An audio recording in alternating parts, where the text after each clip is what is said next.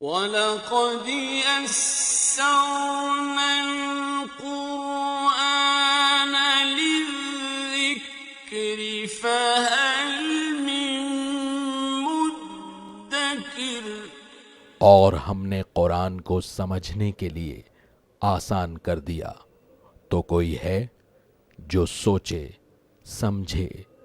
صوت القرآن، قرآن کی آواز۔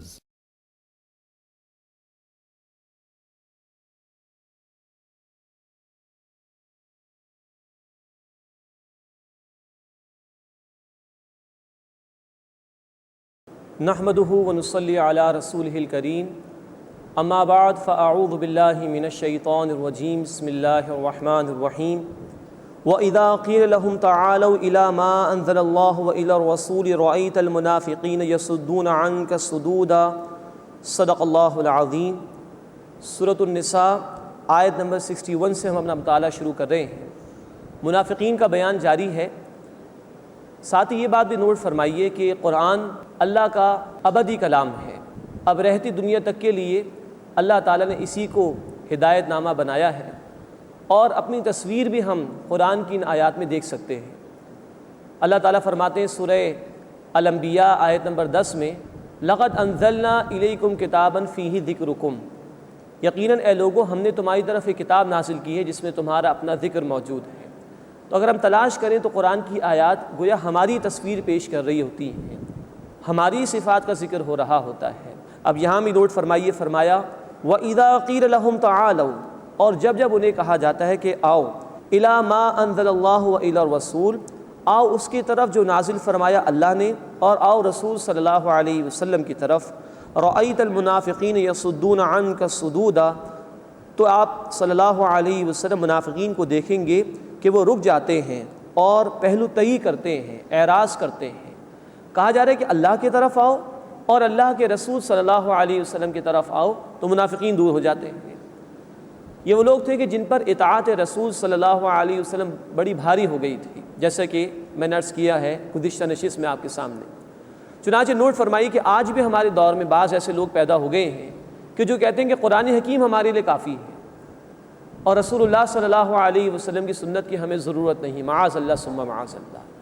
یہ تو منافقت ہے، بیسکلی منافقانہ طرز عمل ہے کہ انسان کہے کہ اللہ کی تو مانوں گا، اللہ کے رسول کی نہیں مانوں گا صلی اللہ علیہ وسلم۔ اور نوٹ فرمائیے کہ اگلی آیات میں ہم پڑھیں گے کہ بار بار اللہ رب العزت نے ان آیات میں اطاعت رسول پر زور دیا ہے۔ اب اس کے بعد منافقین کا ذکر ہو رہا ہے مزید۔ فَكَيْفَ إِذَا أَصَابَتْهُمْ مُصِيبَةٌ، پھر کیا کیفیت ہوتی ہے جب انہیں کوئی مصیبت پہنچے، بما قدمت ایدیہم، ان کے اعمال کی وجہ سے جو انہوں نے آگے بھیجے، ثم جاءوک یحلفون باللہ، پھر وہ آپ صلی اللہ علیہ وسلم کے پاس آئیں قسم کھاتے ہوئے، ان اردنا الا احسانا و توفیقا، کہ ہم نے تو صرف بھلائی اور مصالحت چاہی تھی۔ مراد ہے کہ ان کے نفاق کی وجہ سے، ان کے نفاق ہی کا پردہ چاک ہوتا ہے، کوئی مصیبتیں ان پر آ جاتی ہیں، کوئی مصائب ان پر آ جاتے ہیں تو بڑے پریشان ہوتے ہیں، اور پھر آ کر اپنے ایمان کا دعویٰ پیش کرنا چاہتے ہیں اور اپنی پوزیشن کو کلیئر کرتے ہوئے کہتے ہیں کہ ہم تو یہی چاہتے تھے کہ کوئی اصلاح کا معاملہ ہو جائے، کوئی بھلائی کا معاملہ ہو جائے، یعنی کہ اپنے فیصلے کراتے ہیں دوسروں سے جا کر، یہود سے، ان کے سرداروں سے، اور چاہتے ہیں کہ ان کے ایمان کا دعویٰ قبول کر لیا جائے۔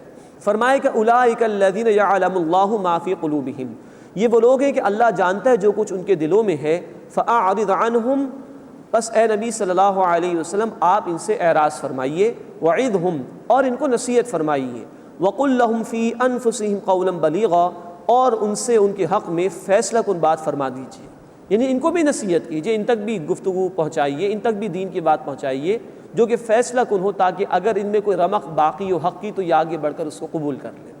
اب اللہ کے رسول صلی اللہ علیہ وسلم کی اطاعت پر زور دیا جا رہا ہے۔ فرمایا کہ وما ارسلنا من رسول الا لیطاع باذن اللہ، اور ہم نے کوئی رسول نہیں بھیجے مگر اس لیے کہ اللہ کے حکم سے ان کی اطاعت کی جائے۔ رسولوں کو اس لیے نہیں بھیجا گیا کہ وہ اللہ کا پیغام صرف لوگوں تک پہنچا کر چلے جائیں، معاذ اللہ، نہیں، بلکہ اللہ کے رسولوں کو اس لیے بھیجا جاتا تھا کہ اللہ کے اذن سے، اللہ کے حکم سے ان کی پیروی کی جائے۔ اللہ براہ راست بندوں کے پاس تو نہیں آتا، اللہ اپنے رسول کو منتخب فرماتا ہے، اسے کتاب عطا فرماتا ہے، اور وہ رسول کتاب کی تشریح لوگوں کے سامنے بیان کرتے ہیں، اس کا ایک عملی نمونہ لوگوں کے سامنے پیش کرتے ہیں اللہ کے حکم سے۔ تو رسول کی اطاعت فرض ہے، لازم ہے، قرآن کی آیت بتا رہی ہے۔ فرمایا کہ وَلَوْ أَنَّهُمْ إِذْ ظَلَمُوا أَنفُسَهُمْ، اب پھر منافقین کا ذکر، اور جب ان لوگوں نے اپنی جانوں پر ظلم کیا تھا، جاؤکا، آپ کے پاس آ جاتے وہ لوگ، فاستغفروا اللہ، پھر اللہ سے بخشش مانگتے، واستغفر لهم الرسول، اور اللہ کے رسول صلی اللہ علیہ وسلم بھی ان کے لیے بخشش مانگتے، یعنی اللہ کے حضور ان کے لیے بخشش کی دعا کرتے، لوجدوا اللہ توابا رحیما، تو اللہ کو بہت ہی زیادہ قبول فرمانے والا، مسلسل رحم فرمانے والا پاتے۔ یہ منافقین کے حوالے سے خاص بات بیان ہو رہی ہے کہ اتنے گناہ بھی کر لیے ہیں، اتنی نافرمانی بھی کر لی ہے، لیکن اب بھی آ جائیں تو اللہ کے رسول صلی اللہ علیہ وسلم بھی ان کے لیے بخشش مانگیں گے، اللہ تعالیٰ ان کو معاف فرما دے گا۔ یہ آپشن اللہ نے انہیں دیا تھا۔ اس کے بعد پھر اللہ کے رسول صلی اللہ علیہ وسلم کی اطاعت کے حوالے سے بڑی عظیم آیت آ رہی ہے۔ فرمایا فلا وربک، پس اے نبی صلی اللہ علیہ وسلم آپ کے رب کی قسم، لا یؤمنون، وہ ایمان لانے والے نہ ہوں گے، حتی یحکموک فیما شجر بینہم، جب تک کہ وہ آپ کو اپنے درمیان ہونے والے جھگڑوں میں فیصلہ کرنے والا تسلیم نہ کر لیں، ثم لا یجدوا فی انفسہم حرجا مما قضیت، پھر جو فیصلہ آپ فرمائیں اس پر اپنے دلوں میں کوئی تنگی محسوس نہ کریں، وَيُسَلِّمُوا تَسْلِيمًا، اور اس کو پوری خوشی کے ساتھ تسلیم کر لیں۔ جب تک یہ نہیں کریں گے ان کا ایمان ہی معتبر نہیں۔ یہ ہے اطاعت رسول کی اہمیت صلی اللہ علیہ وسلم۔ اے نبی، ایمان لانے والے نہیں ہو سکتے جب تک کہ اپنے درمیان پیدا ہو جانے والے مسائل و جھگڑوں میں آپ کو فیصلہ کرنے والا تسلیم نہ کر لیں۔ نمبر 2، جو فیصلہ آپ فرمائیں اس پر دل میں کوئی تنگی محسوس نہ کریں، اور نمبر 3، پورے خوشی کے ساتھ اس حکم کو تسلیم کر لیں۔ آج اس پر عمل اس طرح ہوگا کہ آج اللہ کے رسول صلی اللہ علیہ وسلم کی سیرت موجود ہے ہمارے پاس، آج اللہ کے رسول صلی اللہ علیہ وسلم کو اسوہ حسنہ، آپ کی مبارک تعلیمات موجود ہیں۔ اگر ہم ان کی پیروی کرتے ہوں، اللہ ہمیں اس کی توفیق عطا فرمائے، تو ہمارا ایمان معتبر ہے، اور اس کیفیت کے ساتھ کہ جو حکم آ جائے آمنا وصدقنا، ہم نے مانا، ہم نے قبول کیا، ہم نے تسلیم، کوئی دل میں تنگی نہیں، کوئی شک نہیں، کوئی شبہ نہیں، کوئی ڈاؤٹ نہیں، اس پر پورے دل کی گہرائیوں کے ساتھ تسلیم کر لیں، تو ہمارا ایمان بھی معتبر ہوگا۔ اور اللہ نہ کرے اللہ کے رسول کے کسی حکم، آپ کی کسی سنت، آپ کی کسی تعلیم پر کوئی شک ہو رہا ہے، کوئی شبہ ہو رہا ہے، کوئی ڈاؤٹس اس کے متعلق آ رہے ہیں، کوئی ڈیبیٹس ہو رہی ہیں اس کے متعلق کہ مانے کہ نہ مانے، تو اللہ رب العزت ایمان کی نفی فرما رہے ہیں۔ اللہ تعالی ہمیں اپنے حبیب صلی اللہ علیہ وسلم کی واقعتاً اطاعت کرنے کی توفیق عطا فرمائے۔ وَلَوْ أَنَّا كَتَبْنَا عَلَيْهِمْ، اور اگر ہم ان پر فرض کر دیتے، یعنی منافقین پر، أَنِ اقْتُلُوا أَنفُسَكُمْ، کہ اپنوں کو قتل کر ڈالو، أَوْ اخْرُجُوا مِنْ دِيَارِكُمْ، یا اپنے گھر بار چھوڑ کر نکل جاؤ، مَا فَعَلُوهُ إِلَّا قَلِيلٌ مِّنْهُمْ، تو ان میں سے چند ایک کے سوا کوئی بھی ایسا نہ کرتا۔ اب یہ اشارہ اس بات کی طرف ہے کہ یہ منافقین تو وہ لوگ ہیں کہ ذرا دین کے راستے میں مشکل آتی ہے، فوراً جو ہے اللہ کے دین سے فرار اختیار کر لیتے ہیں، ذرا جان و مال کے کچھ تقاضے بیان ہوئے، فوراً فرار اختیار کر لیا۔ فرمائے گا اگر اس طرح کی مشکل بات ان پر آ جاتی، اپنوں کو قتل کرنے کا حکم دے دیا جاتا، جیسے کہ بنی اسرائیل کا واقعہ ہم نے پڑھا تھا سورۃ البقرہ میں، کہ جن لوگوں نے شرک کیا تھا ان کے رشتہ داروں کو پھر حکم دیا گیا کہ اپنوں کو قتل کرو گے جنہوں نے شرک کیا تھا۔ تو اگر ان کو ایسا کوئی حکم دے دیا جاتا، گھر بار چھوڑنے کا حکم دے دیا جاتا، تو بہت تھوڑے لوگ ایسے ہوتے جو یہ کام کرتے، اکثریت کا معاملہ نافرمانی کا ہوتا۔ فرمایا وَلَوْ أَنَّهُمْ فَعَلُوا، اور اگر وہ کریں مَا يُعَاذُونَ بِهِ، جس کی انہیں نصیحت کی جاتی ہے، لَكَانَ خَيْرًا لَهُمْ، تو یہ ان کے لیے بہتر ہو، وَأَشَدَّ تَثْبِيتًا، اور یہ زیادہ ثابت رکھنے والا ہوتا ان کے لیے۔ تو جو کچھ اللہ کی طرف سے نصیحت کی جا رہی ہے، اللہ کے رسول صلی اللہ علیہ وسلم احکامات دے رہے ہیں، اگر یہ اس کی پیروی کریں تو یہ ان کے لیے بہتر ہوگا اور ان کے لیے زیادہ ثابت قدم رکھنے والا ہوگا۔ وَإِذًا لَّآتَيْنَاهُم مِّن لَّدُنَّا أَجْرًا عَظِيمًا، اور اس صورت میں ہم انہیں اپنے پاس سے شاندار بدلہ عطا کرتے۔ وَلَهَدَيْنَاهُمْ صِرَاطًا مُّسْتَقِيمًا، اور انہیں سیدھے راستے کی ہدایت عطا فرماتے۔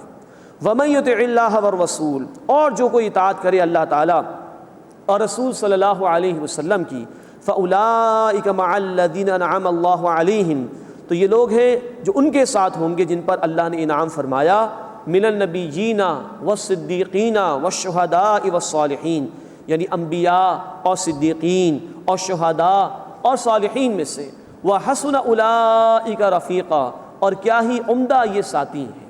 اللہ ہمیں بھی ایسا ساتھ نصیب فرمائے۔ یہ آیت ہے کہ جس میں اللہ کے انعام یافتہ بندوں کا ذکر ہو رہا ہے، سورہ الفاتحہ میں ہم نے پڑھا تھا صراط الذین انعمت علیہم، اے اللہ ان کا راستہ جن پر تو نے انعام فرمایا۔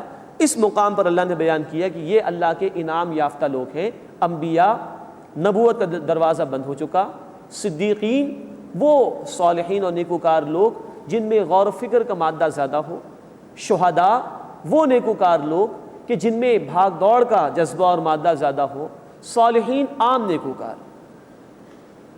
نیکوکار افراد اپنے اپنے مزاج کے اعتبار سے صدیقیت کی طرف بھی جا سکتے ہیں، غور و فکر والا مادہ، اور شہید مزاج کی طرف بھی جا سکتے ہیں، بھاگ دوڑ والا معاملہ۔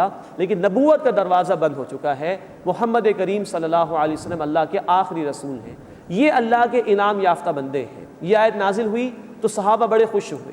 طبرانی شریف کی روایت، ایک صحابی آئے، انہوں نے فرمایا کہ اللہ کے رسول ہم آپ کی پیروی کرتے ہیں، آپ سے محبت کرتے ہیں، لیکن ہم دنیا سے تشریف لے جائیں گے اور آپ بھی تشریف لے جائیں گے، پھر ملاقات ہو کہ نہ ہو۔ تو اللہ نے یہ آیت نازل فرمائی کہ جو اللہ اور اس کے رسول صلی اللہ علیہ وسلم کی اطاعت کرنے والے ہیں وہ ان لوگوں کے ساتھ ہوں گے جن پر اللہ نے انعام فرمایا، یعنی انبیاء، صدیقین، شہداء اور صالحین، ان کے ساتھ ہوں گے۔ تو صحابہ کرام رضی اللہ تعالی عنہم اجمعین اس پر خوش ہو گئے۔ لیکن اس تک پہنچنے کا راستہ ہے اللہ کی اطاعت اور اللہ کے رسول صلی اللہ علیہ وسلم کی اطاعت۔ اللہ ہمیں اس کی توفیق عطا فرمائے۔ وَحَسُنَ أُولَٰئِكَ رَفِيقًا، اور کیا ہی عمدہ یہ ساتھی ہیں۔ ذَلِكَ الْفَضْلُ مِنَ اللَّهِ، یہ اللہ کی طرف سے فضل میں سے ہے۔ وَكَفَىٰ بِاللَّهِ عَلِيمًا، اور اللہ کافی ہے، خوب جاننے والا ہے۔ یا ایھا الذین آمنوا، اے وہ لوگوں جو ایمان لائے ہو۔ اب قتال کے حوالے سے ذکر آ رہا ہے۔ خذوا حذرکم، اپنے ہتھیار، اپنے بچاؤ کا سامان لے لو۔ فانفروا ثبات ام انفروا جمیعا، پھر جدا جدا یعنی دستوں کی صورت میں نکلو، چھوٹی چھوٹی ٹولیوں کی صورت میں نکلو، یا تمام کے تمام اکٹھے مل کر ہی کوچ کرو، لیکن نکلو ضرور اللہ کے راستے میں قتال کے لیے۔ وَإِنَّ مِنْكُمْ لَمَن لَيُبَطِّئَنَّ، بے شک تم میں سے کوئی ہے جو ضرور دیر لگا دے گا، یہ منافقین کی طرف اشارہ۔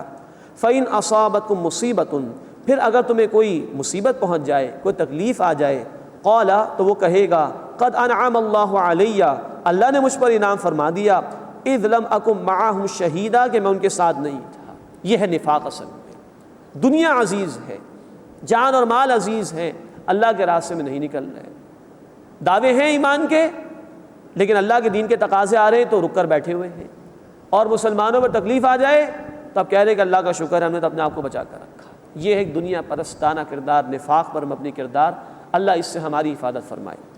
وَلَئِنْ أَصَابَكُمْ فَضْلٌ مِّنَ اللَّهِ، اور تمہیں اگر اللہ کی طرف سے کوئی فضل یعنی نعمت پہنچے، لَيَقُولَنَّ، تو ضرور کہے گا كَأَن لَّمْ تَكُن بَيْنَكُمْ وَبَيْنَهُ مَوَدَّةٌ، گویا کہ نہ تھی تمہارے اس کے درمیان کوئی دوستی۔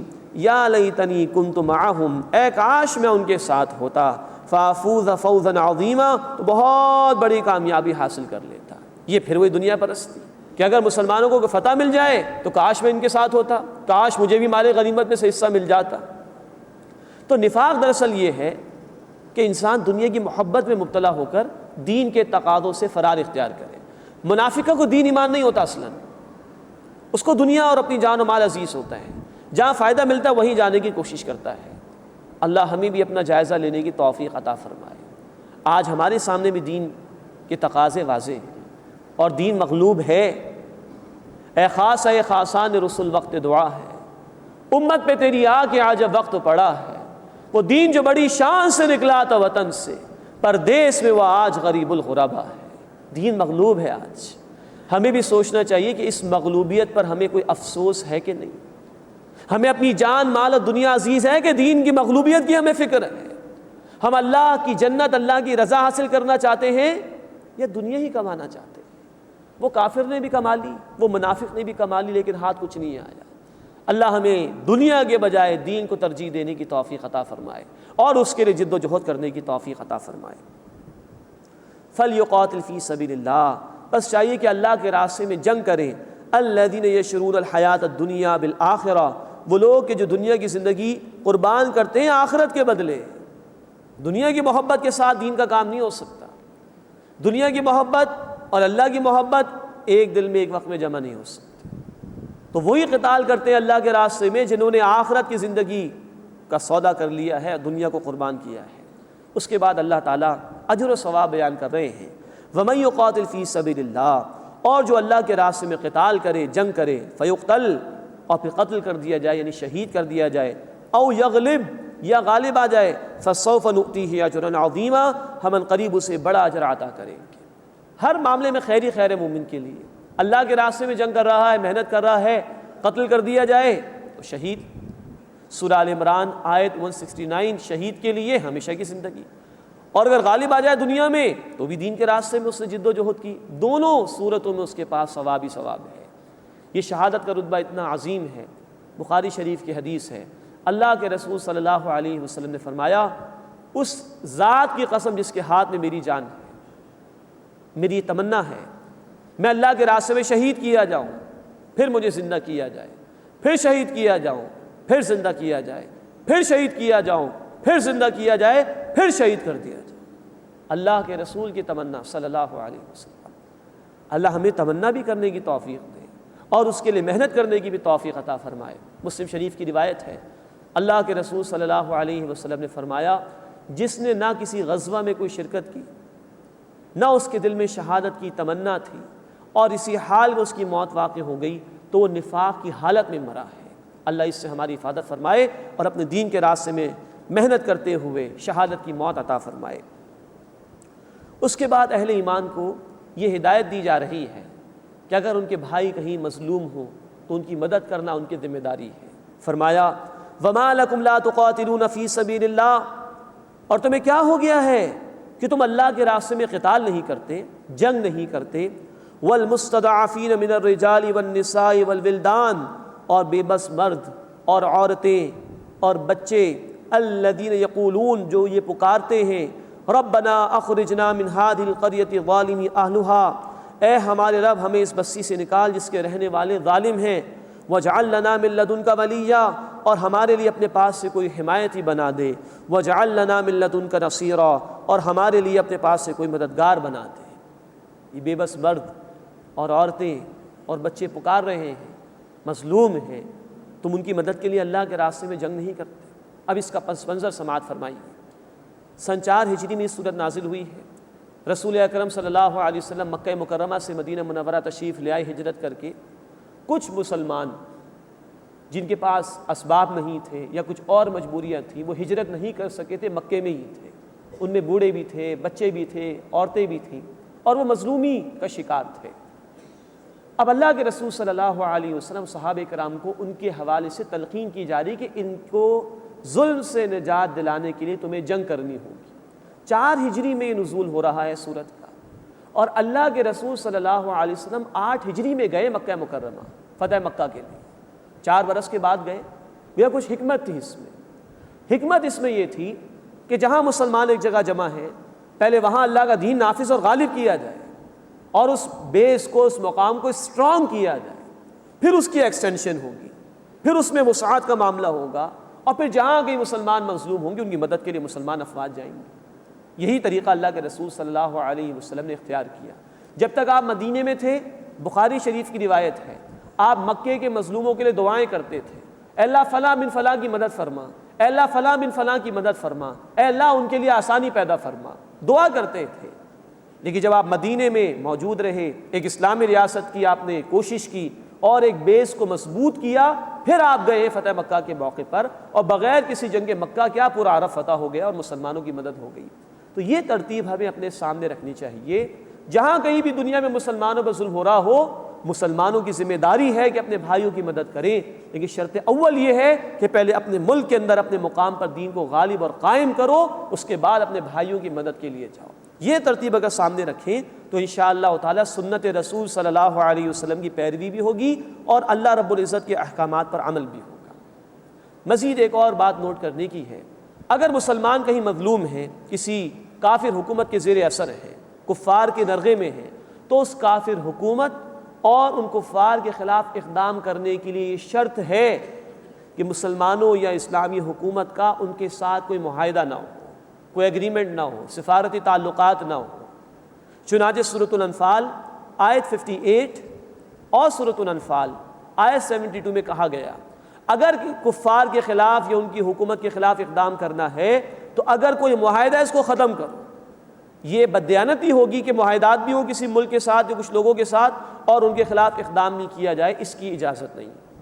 تو اس آیت کو اس پس منظر میں لینا چاہیے کہ مسلمانوں کی مدد کرنا مسلمانوں کی ذمہ داری ہے، سب ایک جسم واحد کی طرح ہے، ایک مسلمان کی تکلیف تمام مسلمانوں کی تکلیف کے برابر ہے، لیکن اجتماعی سطح پر اس کوشش کے لیے ضروری ہے کہ مسلمان اپنے مقام پر پہلے دین کو غالب اور قائم کریں، اس کے بعد اس انقلاب اسلامی کی توسیع اور وسعت بھی ہوگی اور دنیا بھر کے مسلمانوں کی پھر مدد کی جائے گی۔ اللہ ہمیں توفیق دے، یہ ملک جو ہم نے اسلام کے نام پر حاصل کیا تھا، برسا برس ہو گئے، آج اسلام یہاں پر نافذ نہیں۔ اللہ ہمیں توفیق دے کہ ہم اپنے وعدوں کو پورا کریں جو ہم نے اللہ سے کیے تھے کہ اللہ خطہ زمین عطا فرما جہاں ہم تیرے دین کو نافذ کریں گے، جہاں تیرے اور تیرے رسول صلی اللہ علیہ وسلم کے احکامات پر عمل کریں گے۔ اللہ ہمیں توفیق دے ہم اس ملک میں اسلامی جمہوریہ پاکستان کو واقعتاً اسلام کا قلعہ بنائیں، اور پھر اللہ ہمیں توفیق عطا فرمائے دنیا بھر کے مظلوم مسلمانوں کی مدد، ان کے لیے اللہ ہمیں توفیق دے ہم اپنے اس علاقے سے نکلیں۔ اللہ تعالی ہمیں اس کی توفیق عطا فرمائے، اسلام کو بھی نافذ کرنے کی توفیق دے اور ہمیں اپنے مظلوم بھائیوں کی مدد کرنے کی توفیق عطا فرمائے۔ الذین آمنوا یقاتلون فی سبیل اللہ، وہ لوگ جو ایمان لائے وہ اللہ کے راستے میں جنگ کرتے ہیں، والذین کفروا، اور جن لوگوں نے کفر کیا، یقاتلون فی سبیل الطاغوت، وہ طاغوت کے راستے میں جنگ کرتے ہیں، فقاتلوا اولیاء الشیطان، تو تم شیطان کے ساتھیوں سے لڑو، ان کید الشیطان کان ضعیفا، بے شک شیطان کا فریب انتہائی کمزور ہے۔ یہ ہے جو واضح ہو گیا کہ جنگیں دو ہی قسم کی ہو سکتی ہیں، ایک جنگ ہوگی اللہ کے راستے میں اور ایک جنگ ہوگی طاغوت کے راستے میں۔ طاغوت ہم پڑھ چکے سورہ البقرہ میں آیت نمبر 256 میں کہ طاغوت سے مراد ہر وہ شخص، ادارہ، انسٹیٹیوشن، حکومت، نظام جو اللہ کے خلاف بغاوت پر آ جائے۔ تو ایک جنگ ہو سکتی ہے اللہ کے راستے میں، ایک جنگ ہو سکتی ہے طاغوت کے راستے میں۔ اللہ کے راستے میں جنگ فی سبیل اللہ جنگ صرف وہ ہے بخاری شریف اور مسلم شریف کی حدیث کے مطابق جس کا مقصد ہو اللہ کے دین کو غالب اور قائم کرنا، صرف یہ جنگ جو ہے وہ فی سبیل اللہ ہوگی۔ اس کے سوا کسی دنیا کی غرض کے لیے، دنیاوی نظام کو غالب کرنے کے لیے، انسانوں کے نظام کو پروموٹ کرنے کے لیے جنگیں ہو رہی ہیں تو یہ طاغوت کے راستے میں ہوگی۔ فرمایا فقاتلوا اولیاء الشیطان، تم شیطان کے ساتھیوں سے لڑو، ان کید الشیطان کان ضعیفا، بے شک شیطان کا فریب انتہائی کمزور ہے۔ اس کے بعد ایک اور اہم ہدایت، نبی کریم صلی اللہ علیہ وسلم نے جو انقلاب برپا فرمایا اس میں میتھڈالوجی کیا تھی، اس میں طریقہ کار آپ نے کیا اختیار کیا، اس کی ایک شق کی طرف یہاں اشارہ کیا جا رہا ہے۔ فرمایا الم تر الی الذین، کیا تم نے ان لوگوں کو نہیں دیکھا، قیل لہم کفوا ایدیکم، جنہیں کہا گیا تھا کہ اپنے ہاتھوں کو باندھ کر رکھو، واقیموا الصلاۃ، اور نماز قائم کرو، وآتوا الزکاۃ، اور زکوٰۃ ادا کرو۔ یہ اشارہ ہے مکی دور کی طرف۔ سورۃ النساء سن 4 ہجری میں نازل ہوئی، لیکن جس بات کی طرف اشارہ کیا جا رہا ہے یہ مکی زندگی سے متعلق ہے۔ مکے میں کوئی قتال، کوئی جنگ نہیں ہوئی، 13 برس تک مسلمانوں کو ہاتھ باندھ کر رکھنے کا حکم تھا۔ اور نوٹ فرمائیے یہ حکم رسول اللہ صلی اللہ علیہ وسلم نے دیا تھا۔ قرآن میں کوئی آیت ایسی نہیں جس میں یہ حکم آیا ہو کہ مسلمانوں ہاتھوں کو باندھ کر رکھو۔ یہ حکم دراصل رسول کریم صلی اللہ علیہ وسلم کا تھا جس کی کنفرمیشن اللہ نے مدنی صورت میں دی ہے۔ تو یہیں سے نوٹ فرمائیے کہ قرآن کے سوا بھی اللہ کے رسول صلی اللہ علیہ وسلم پر وحی نازل ہوتی تھی جس کی کنفرمیشن اللہ تعالیٰ نے دی۔ تو ہاتھوں کو باندھ کر رکھنے کا حکم دیا گیا تھا۔ اس کی وجہ یہ تھی کہ ابتداءً مسلمان تعداد میں بہت کم تھے، اگر ابھی پری میچور کوئی ایکشن لے لیا جاتا تو یہ تعداد ختم ہو جاتی، مٹا دیے جاتے۔ ضرورت تھی تعداد کو بڑھانے کی، طاقت کو جمع کرنے کی، ضرورت تھی صحابہ کو مشکلات سے گزارنے کی تاکہ وہ نسبتاً اور آنے والے مشکل مراحل کے لیے تیار ہو سکیں۔ ضرورت تھی اس بات کی کہ جو لوگ بھی معاشرے میں موجود تھے، سائلنٹ میجورٹی جسے کہا جاتا ہے، ان کی ہمدردیاں حاصل کی جا سکیں۔ لوگ دیکھ رہے تھے بلال رضی اللہ تعالیٰ عنہ پر ظلم ہو رہا ہے، انہوں نے کسی کا قرض نہیں لیا، کسی کے ساتھ زیادتی نہیں کی، لیکن کیا اتنا بڑا حق ہے بلال رضی اللہ تعالیٰ عنہ کے پاس کہ یہ جان دینے کو تیار ہیں لیکن حق چھوڑنے کو تیار نہیں۔ تو لوگوں کی ہمدردیاں حاصل کرنا مقصود تھا۔ یہ بھی ضروری تھا کہ ابھی ہاتھ نہ اٹھایا جائے، تاکہ جو بھی وقت کا باطل نظام تھا اس کو اہل ایمان کو اس انقلابی طاقت کو کچلنے کا جواز میسر نہ آ سکے۔ ان حکمتوں کے ساتھ حکم دیا گیا تھا اپنے ہاتھوں کو باندھے رکھنے کا۔ 13 برس تک، نوٹ فرمائیے، اللہ کے رسول صلی اللہ علیہ وسلم نے دعوت دی ہے قرآن کے ذریعے سے۔ جنہوں نے دعوت قبول کی ان کو جمع فرمایا آپ صلی اللہ علیہ وسلم نے، ان کی تربیت فرمائی آپ صلی اللہ علیہ وسلم نے، ان کو اللہ والا بنایا۔ یہ اللہ والے ہی پھر آگے بڑھ کر اللہ کے نظام کے لیے جد و جہد کر سکتے تھے، اور یہ حکم دیا کہ ہاتھوں کو باندھ کر رکھو، ابھی ہاتھ اٹھانے کی اجازت نہیں، جو کچھ آ رہا ہے اس کو برداشت کرو۔ یہ ہے میتھڈالوجی محمد کریم صلی اللہ علیہ وسلم کی۔ 13 برس تک ہاتھوں کو روک کر رکھا ہے۔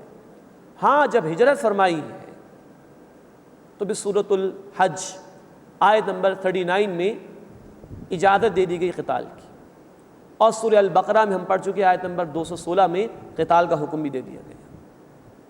تب پھر جنگ ہوئی ہے، غزوہ بدر، غزوہ احد، غزوہ احزاب کا معاملہ، اور 8 ہجری میں دین غالب ہو گیا، فتح مکہ ہو گئی الحمدللہ۔ لیکن یہ پروسیس ذہن میں رکھیے کہ اس کا اولین فیز یہ تھا کہ مکی دور میں طاقت جمع کرنا مقصود تھی، لوگوں کی تربیت کرنا مقصود تھا، تو ہاتھوں کو باندھے رکھنے کا حکم دیا گیا۔ یہ اول فیز ہے، پھر انقلاب کے لیے اقدام کیا جاتا ہے، اور انقلابی جد و جہد قتال کے مرحلے میں داخل ہوتی ہے۔ تو فرمایا کہ الم تر الی الذین، کیا تم نے ان لوگوں کو نہیں دیکھا، قیل لہم کفوا ایدیکم، جنہیں کہا گیا تھا کہ اپنے ہاتھوں کو باندھ کر رکھو، واقیموا الصلاۃ، اور نماز قائم کرو، وآتوا الزکاۃ، اور زکوٰۃ ادا کرو۔ اب کچھ منافقین کی طرف اشارہ ہو رہا ہے۔ فلما کتب علیہم القتال، پھر جب ان پر قتال کرنا فرض کر دیا گیا، اذا فریق منہم، تو ان میں سے ایک فریق، یخشون الناس، وہ لوگوں سے ڈرتا ہے، کخشیۃ اللہ، جیسے کہ اللہ کا ڈر ہو، او اشد خشیہ، یا اس سے بھی زیادہ ڈر۔ اب یہ کیونکہ دنیا پرست ہیں، ان کو جان و مال عزیز ہے، تو دین جب قتال کا مطالبہ کر رہے ہیں تو یہ پیچھے ہٹ رہے ہیں، اور لوگوں سے ایسے ڈر رہے ہیں جیسے کہ اللہ سے ڈرنا چاہیے، بلکہ اللہ سے بڑھ کر لوگوں کا ان کو خوف ہو رہا ہے۔ وقالوا، اور وہ کہتے ہیں، ربنا لما کتبت علینا القتال، اے ہمارے رب تو نے قتال کیوں فرض کر دیا، لولا اخرتنا الی اجل قریب، تو نے ہمیں تھوڑی سی مہلت اور کیوں نہیں دے دی، تھوڑی سی مدت کے لیے۔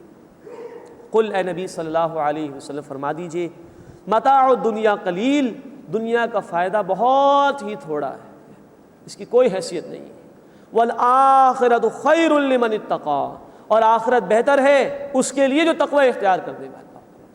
تم دنیا کو ترجیح دے رہے ہو، یہ ختم ہو جانے والی ہے، یہ عارضی ہے۔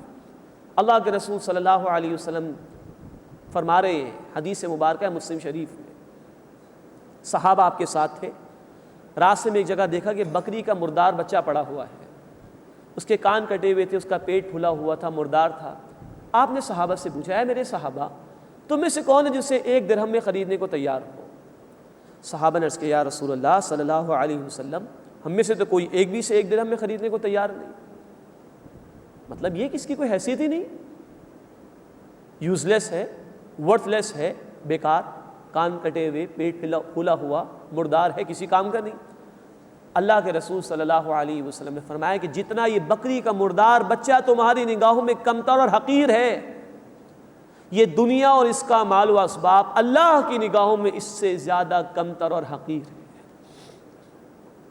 قل متاع الدنیا قلیل، اے نبی صلی اللہ علیہ وسلم فرما دیجیے دنیا کی زندگی کا فائدہ تھوڑا سا ہی ہے، کیا اس کی محبت کی وجہ سے اللہ کے دین سے فرار اختیار کر رہے ہو اور اس کے لیے جان و مال نہیں کھپا رہے؟ والآخرۃ خیر لمن اتقی، اور آخرت بہتر ہے اس کے لیے جو تقوی اختیار کرنے والا ہو، اللہ کی نافرمانی سے بچنے والا ہو۔ ولا تظلمون فتیلا، اور تم پر دھاگے کے برابر بھی ظلم نہیں ہوگا۔ اگلی آیت میں موت کا ذکر آ رہا ہے، موت سے بچ جاؤ گے کیا تم؟ قتال نہیں کرو گے، اللہ کے راستے میں جنگ نہیں کرو گے تو کیا جان بچ جائے گی تمہاری؟ فرمایا اینما تکونوا یدرککم الموت، جہاں کہیں بھی تم ہوگے موت تمہیں آ جائے گی۔ ولو کنتم فی بروج مشیدہ، خواہ تم مضبوط کیے ہوئے قلعوں کے اندر ہی کیوں نہ ہو، تو کیا یہ اچھا ہو کہ بہترین موت آ جائے، اور وہ موت ایسی کہ قرآن اس کو کہتا ہے وہ موت ہے ہی نہیں، وہ تو ہمیشہ کی زندگی ہے، شہادت کا رتبہ۔ تو قتال سے جی چرا کر موت سے بچ نہیں سکتے، موت تو آ ہی جائے گی۔ تو یہ راستہ اگر ہے اور اللہ نے موقع دیا ہے تو آگے بڑھو اور جان کا نذرانہ اللہ کے راستے میں پیش کرو، جان آفری کے سپرد کر دو۔ وَإِن تُصِبْهُمْ حَسَنَةٌ، اور اگر انہیں کوئی بھلائی پہنچے، یقول هذه من عند اللہ، تو کہتے ہیں کہ یہ اللہ کی طرف سے ہے۔ وَإِن تُصِبْهُمْ سَيِّئَةٌ، اور اگر انہیں کوئی برائی پہنچے، یقول هذه من عندک، تو کہتے ہیں کہ یہ تو آپ صلی اللہ علیہ وسلم کی طرف سے ہے۔ معاذ اللہ، بھلائی کو منسوب کر رہے اللہ کی طرف، اور کہ برائی آ گئی، تکلیف آ گئی، تو کہتے ہیں نبی صلی اللہ علیہ وسلم آپ کی وجہ سے۔ معاذ اللہ۔ قل کل من عند اللہ، اے نبی صلی اللہ علیہ وسلم فرما دیجئے سب کا سب کچھ اللہ ہی کی طرف سے ہے۔ فما لہؤلاء القوم، تو اس قوم کے لوگوں کو کیا ہوا ہے، لا یکادون یفقہون حدیثا، کہ بات کو سمجھتے ہوئے معلوم نہیں ہوتے۔ کیوں نہیں سمجھتے بات کو؟ یہ اس کے بعد یہ جو انہوں نے بات کہی تھی کہ اچھائی ہے تو اللہ کی طرف سے اور برائی تو نبی آپ صلی اللہ علیہ وسلم کی طرف سے، اس پر اللہ کا تبصرہ آ رہا ہے۔ فرمایا ما اصابک من حسنۃ فمن اللہ، جو تمہیں بھلائی پہنچے وہ اللہ کی طرف سے، وما اصابک من سیئۃ فمن نفسک، اور جو تمہیں تکلیف پہنچے تو اے نبی آپ کی وجہ سے صلی اللہ علیہ وسلم۔ بڑی عجیب سی بات ہے، بات ایسی نہیں ہے۔ وارسلناک للناس رسولا، اور اے نبی صلی اللہ علیہ وسلم ہم نے آپ کو تمام انسانوں کے لیے رسول بنا کر بھیجا ہے، اور رسول رحمت ہوتے ہیں لوگوں کے لیے، اور اللہ کے رسول صلی اللہ علیہ وسلم رحمت للعالمین ہے۔ سورۃ الانبیاء آیت نمبر 107، وما ارسلناک الا رحمت للعالمین، اور اے نبی صلی اللہ علیہ وسلم ہم نے آپ کو تمام جہان والوں کے لیے رحمت بنا کر بھیجا۔ تو نبی تو سراسر رحمت ہوتے ہیں، یہ جھوٹ کہتے ہیں کہ برائی اے نبی صلی اللہ علیہ وسلم آپ کی وجہ سے آتی ہے، اللہ نے اس کی نفی فرمائی۔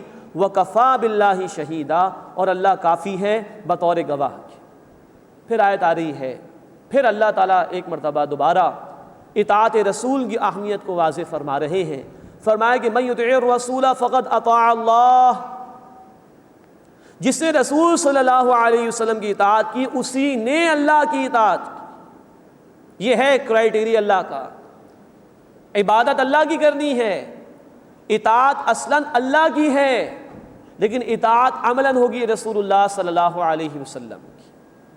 آج بھی ہمارے معاشرے میں وہ لوگ ہیں جو کہتے ہیں کہ قرآن ہمارے لیے کافی ہے، اللہ کو مان لیں گے ہم کافی ہیں، سنت کی حدیث کی ہمارے لیے ضرورت نہیں ہے۔ معاذ اللہ ثم معاذ اللہ، یہ کلام عبد الآباد کے لیے ہے، اور اللہ کا اعلان ہے کہ من یطع الرسول فقد اطاع اللہ، جس نے رسول صلی اللہ علیہ وسلم کی اطاعت کی اسی نے اللہ کی اطاعت کی۔ ومن تولا، اور جس نے روگردانی کی، اللہ کے رسول صلی اللہ علیہ وسلم کی اطاعت سے اعراض کیا، فما ارسلناک علیہم حفیظا، تو اے نبی صلی اللہ علیہ وسلم ہم نے آپ کو ان پر ذمہ دار بنا کر نہیں بھیجا۔ یہ نہیں مانتے، اللہ کے ہاں خود جواب دہ ہوں گے۔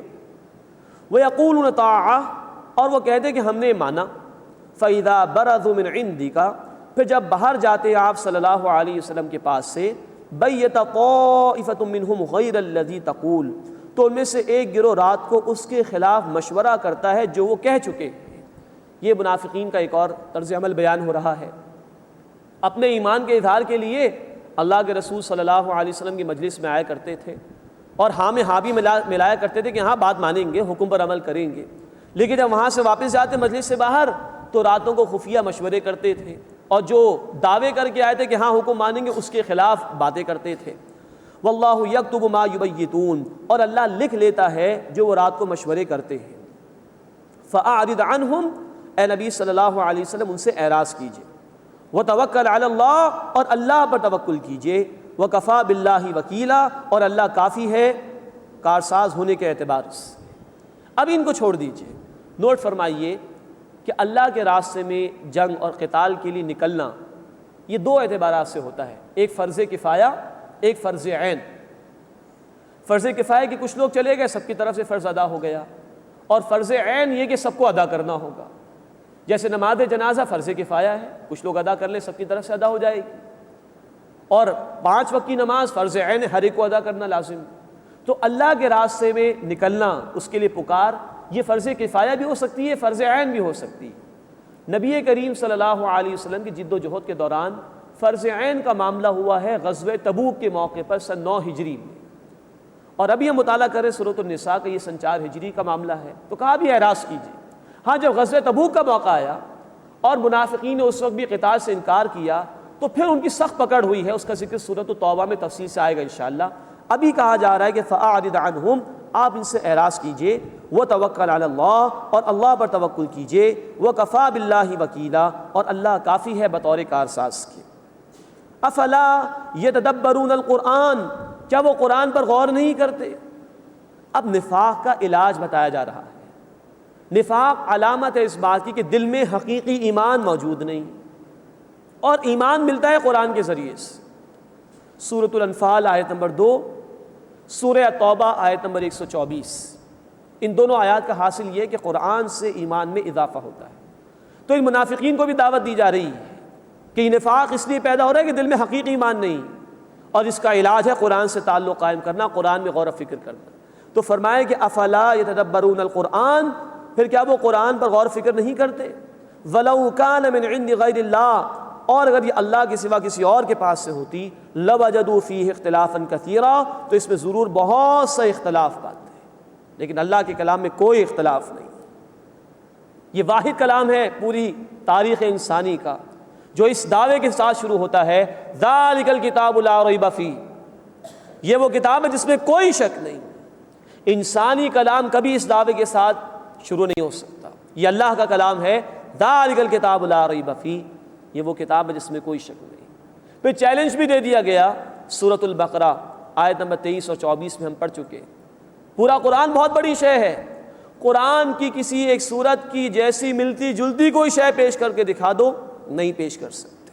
تو اگر اس قرآن میں ایسی کوئی بات ہوتی کہ یہ اللہ کے سوا کسی اور کی جانب سے ہوتا تو کثیر اختلاف پاتے، کوئی اختلاف نہیں۔ انسانی کلام میں اختلاف ہو سکتا ہے، انسانی کلام میں گریجویشن بھی ہو سکتی ہے، تدریج بھی، انسانی عقل کا ارتقاء ہوتا ہے۔ اللہ کے کلام میں کوئی ایسا معاملہ نہیں، اس کا علم کامل ہے، ہمیشہ سے ہے، ہمیشہ رہے گا۔ فرمایا کہ وَلَوْ كَانَ مِنْ عِنْدِ غَيْرِ اللَّهِ، اور اگر اللہ کے سوا کسی اور کے پاس سے یہ قرآن ہوتا، لَوَجَدُوا فِيهِ اخْتِلَافًا كَثِيرًا، تو وہ اس میں ضرور بہت اختلاف پاتے۔ اس کے بعد افواہوں کی مذمت کے ضمن میں ہدایت دی جا رہی ہے۔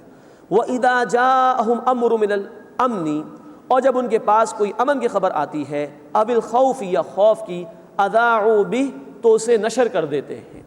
مراد ہے کہ تحقیق نہیں کرتے، سنی سنائی بات کو آگے بڑھا دیتے ہیں۔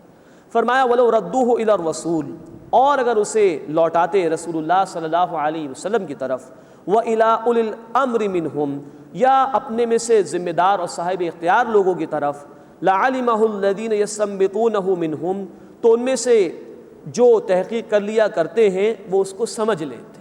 مراد ہے کوئی اہم خبر ملے، کوئی نیوز آئے تو تحقیق کر لینا ضروری ہے، اور بہتر ہے جو ذمہ دار لوگ ہوں ان تک بات کو پہنچایا جائے، جو معاملہ فہمی رکھتے ہوں اور صحیح فیصلہ کر سکتے ہوں کسی خبر کے متعلق۔ تو افواہوں کے روک تھام کا یہاں پر حکم دیا جا رہا ہے، سنی سنائی بات کو آگے بیان نہیں کرنا چاہیے۔ مسلم شریف کی روایت ہے، اللہ کے رسول صلی اللہ علیہ وسلم نے فرمایا، آدمی کے جھوٹا ہونے کے لیے یہی بات کافی ہے کہ وہ سنی سنائی بات کو آگے بیان کر دے۔ تحقیق ہونی چاہیے، ہاں اگر سورس ٹھیک ہے، ریلائبل ہے تو بات آگے بیان کی جائے، ورنہ محض سنی سنائی بات آگے بڑھانے سے انتشار پیدا ہو سکتا ہے معاشرے میں۔ وَلَوْلَا فَضْلُ اللَّهِ عَلَيْكُمْ وَرَحْمَتُهُ، اور اگر تم پر اللہ کا فضل اور اس کی رحمت نہ ہوتی، لَتَّبَعْتُمُ الشَّيْطَانَ إِلَّا قَلِيلًا، تو تم میں سے چند ایک کے سوا سب شیطان کی پیروی کرنے لگ جاتے۔ یہ اللہ کا رحم اور فضل ہوا۔ یہ اشارہ ہو رہا ہے عرب قبائل اوس و خزرج کی طرف، جن کے بہرحال یہود سے کچھ تعلقات تھے پرانے، آنا جانا لگا رہتا تھا، لیکن اللہ تعالیٰ نے ان پر رحم فرمایا اور فرمایا کہ اگر اللہ کی رحمت اور اللہ کا فضل نہ ہوتا، لَتَّبَعْتُمُ الشَّيْطَانَ إِلَّا قَلِيلًا، تو چند ایک کے سوا تم شیطان کے پیچھے لگ جاتے۔ فَقَاتِلْ فِي سَبِيلِ اللَّهِ، بس اے نبی صلی اللہ علیہ وسلم آپ قتال کیجئے اللہ کے راستے میں، لَا تُكَلَّفُ إِلَّا نَفْسَكَ وَحَرِّضِ الْمُؤْمِنِينَ، آپ مکلف یعنی ذمہ دار نہیں ہیں مگر اپنی جان کی، اور آپ اہل ایمان کو آمادہ کیجئے قتال کے لیے۔ یہ اشارہ ہے کہ جب احد کے بعد ابو سفیان و مشرکین نے یہ چیلنج دیا تھا کہ آئندہ سال یعنی سن 4 ہجری میں بدر میں مقابلہ ہوگا، جس کو بدر صغریٰ کہا جاتا ہے، تو اللہ کے رسول صلی اللہ علیہ وسلم نے اس چیلنج کو قبول کیا، اور آپ نے صحابہ کو بھی آمادہ فرمایا، اور آپ نے کہا اگر کوئی نہیں جائے گا تو اللہ کا رسول تنہا جائے گا صلی اللہ علیہ وسلم قتال کے لیے۔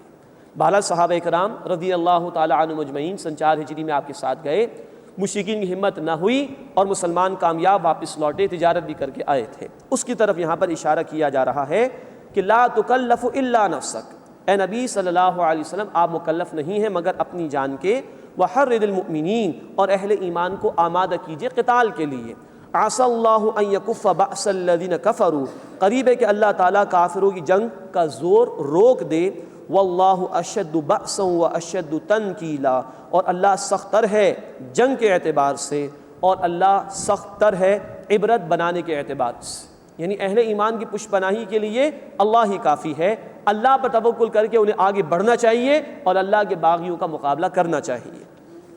اس کے بعد کچھ معاشرتی ہدایات عطا کی جا رہی ہیں۔ فرمایا من یشفع شفاعۃ حسنۃ، جو کوئی نیک بات میں سفارش کرے گا، یکن لہ نصیب منہا، اس کے لیے اس میں سے حصہ ہوگا، ومن یشفع شفاعۃ سیئۃ، اور جو کہ سفارش کرے گا بری بات میں، یکن لہ کفل منہا، اس کا بوجھ اسی پر ہوگا، وکان اللہ علی کل شیء مقیتا، اور اللہ ہر شے پر قدرت رکھنے والا ہے۔ آپس کے تعلقات میں سفارش کی ضرورت پیش آ ہی جاتی ہے، اچھی سفارش کی اجازت اور تلقین بھی ہے، اس پر ثواب بھی ہے، اور بری سفارش سے منع کیا گیا ہے۔ اچھی سفارش یہ ہے کہ جس کے ذریعے کسی کو اس کا حق دلا دیا جائے، اس کی کوئی تکلیف دور کر دی جائے، یا کسی کو کسی نیک بات کی دعوت دے دی جائے، اچھے کام کی طرف توجہ دلا دی جائے۔ بری سفارش یہ ہے کہ کسی کا حق مارا جائے، ایک حقدار کو محروم کر کے کسی غیر حقدار کو حق دلا دیا جائے، یہ بری سفارش ہے۔ تو فرمایا کہ اچھی سفارش کا اجر و ثواب ہوگا سفارش کرنے والے کے لیے، اور بری سفارش کرنے والے پر اس بری سفارش کا وبال ہوگا۔ اس کے بعد ایک اور معاشرتی ہدایت دی جا رہی ہے، گریٹنگز کے آداب۔ جب ایک دوسرے سے ملاقات ہو تو مسلمانوں کو سلام کے ذریعے سے ملاقات کا آغاز کرنا چاہیے۔ فرمایا وَإِذَا حُيِّيتُم بِتَحِيَّةٍ، اور جب تمہیں کوئی دعائے حیات دے، سلام پیش کرے، فَحَيُّوا بِأَحْسَنَ مِنْهَا، تو تم اس سے بہتر دعا یعنی جواب دو، اور ردوها، یا اتنے ہی الفاظ لوٹا دو۔ ان اللہ کان علی کل شیء حسیبا، بے شک اللہ تعالیٰ ہر شے کا حساب لینے والا ہے۔ سلام کرنا سنت رسول ہے صلی اللہ علیہ وسلم، لیکن سلام کا جواب دینا علماء فرماتے ہیں یہ واجب ہے، یہ اس سے بھی زیادہ ضروری ہے کہ انسان سلام پیش کرے۔ قرآن نے کہا کہ کوئی تمہیں سلام کرے تو بہتر جواب دو یا اتنا ہی جواب دے دو۔ اللہ کے رسول صلی اللہ علیہ وسلم کی حدیث سے بھی وضاحت ملتی ہے جامع ترمذی میں، کوئی کہے السلام علیکم، اس پر 10 نیکیاں ملتی ہیں، تو اس کا بہتر جواب ہوگا وعلیکم السلام ورحمۃ اللہ۔ کوئی کہے السلام علیکم ورحمۃ اللہ تو 20 نیکیاں ملتی حدیث کے مطابق، اس کا بہتر جواب ہوگا وعلیکم السلام ورحمۃ اللہ وبرکاتہ۔ اچھا یہ بھی نوٹ فرمائیے، صحابہ کرام رضی اللہ تعالی عنہم اجمعین فرماتے ہیں کہ سلام مکمل اتنا ہی ہے، السلام علیکم ورحمۃ اللہ وبرکاتہ، اور جواب بھی وعلیکم السلام ورحمۃ اللہ وبرکاتہ، اس کے بعد کوئی اور اضافہ نہیں ہے۔ تو ہر اضافے پر 10 نیکیاں ملتی ہیں۔ ایک اور خوبصورت حدیث ہے مسلم شریف میں، اللہ کے رسول صلی اللہ علیہ وسلم نے فرمایا تم مومن نہیں ہو سکتے جب تک کہ ایک دوسرے سے محبت نہ کرنے لگو، اور یہی ایمان تمہیں جنت کی طرف لے جائے۔ اور فرمایا کہ کیا میں تمہیں محبت کرنے کا طریقہ بتاؤں؟ وہ یہ ہے کہ آپس میں ایک دوسرے کو سلام کرو، سلام کو پھیلاؤ۔ دنیا کے دیگر مذاہب میں گریٹنگز کے جتنے بھی آداب ہیں، سب سے بہتر ہمارا یہ دین ہے جس نے یہ آداب سکھائے۔ Good morning, good evening. اب کسی کے گھر میں انتقال ہو گیا، اس کو ہم کہیں گڈ مارننگ، کوئی اچھی بات ہوگی کیا؟ گڈ ایوننگ کوئی اچھی بات ہوگی؟ گڈ مارننگ کہا تو کوئی اور بات ہی نہیں، بڑا لمیٹڈ تصور ہوا گریٹنگز کا۔ السلام علیکم، آپ پر اللہ سلامتی نازل فرمائے، کتنی بڑی دعا ہو گئی۔ اور یہ بھی اعلان ہے کہ میری جانب سے آپ سلامتی میں ہیں، آپ کو میری جان سے کوئی خطرہ نہیں۔ کتنی خوبصورت دعا ہے، کتنا بڑا انعام ہے اللہ تعالیٰ کی طرف سے۔ تو ہمیں اللہ کے اس انعام کو قبول کرنا چاہیے اور سلام کو پھیلانا چاہیے۔ اللہ لا الہ الا ہو، اللہ کے سوا کوئی عبادت کے لائق نہیں۔ لَيَجْمَعَنَّكُمْ إِلَىٰ يَوْمِ الْقِيَامَةِ، وہ ضرور تمہیں قیامت کے دن جمع فرمائے گا۔ لا ریب فیہ، جس کے آنے میں کوئی شک نہیں ہے۔ وَمَنْ أَصْدَقُ مِنَ اللَّهِ حَدِيثًا، اور اللہ سے زیادہ کون ہوگا بات کے اعتبار سے سچا۔ اللہ ہمیں قیامت کا یقین عطا فرمائے اور اس کی تیاری کی توفیق عطا فرمائے۔ آمین یا رب العالمین۔ وآخر دعوانا ان الحمد للہ رب العالمین۔